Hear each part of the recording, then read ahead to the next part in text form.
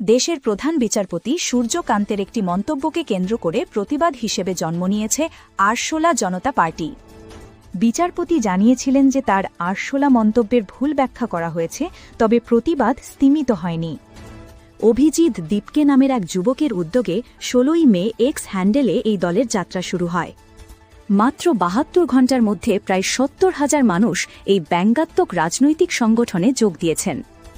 মহুয়া মৈত্র এবং কীর্তি আজাদের মতো রাজনৈতিক ব্যক্তিত্ব এই দলের প্রতি সমর্থন জানিয়েছেন।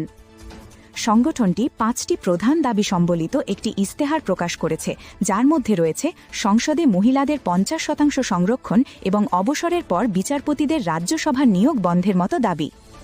অভিজিতের মতে এই প্ল্যাটফর্মটি যুব সমাজের প্রতিবাদী কণ্ঠস্বর তুলে ধরার জন্য তৈরি করা হয়েছে। দেশের প্রধান বিচারপতি সূর্যকান্তের একটি মন্তব্যকে কেন্দ্র করে প্রতিবাদ হিসেবে জন্ম নিয়েছে আরশোলা জনতা পার্টি।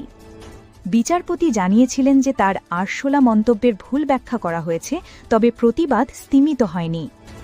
অভিজিৎ দীপকে নামের এক যুবকের উদ্যোগে ১৬ই মে এক্স হ্যান্ডেলে এই দলের যাত্রা শুরু হয়।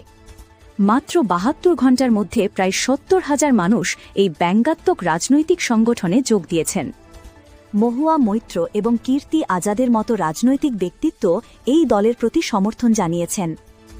সংগঠনটি ৫টি প্রধান দাবি সম্বলিত একটি ইস্তেহার প্রকাশ করেছে, যার মধ্যে রয়েছে সংসদে মহিলাদের ৫০% সংরক্ষণ এবং অবসরের পর বিচারপতিদের রাজ্যসভার নিয়োগ বন্ধের মতো দাবি। অভিজিতের মতে এই প্ল্যাটফর্মটি যুব সমাজের প্রতিবাদী কণ্ঠস্বর তুলে ধরার জন্য তৈরি করা হয়েছে।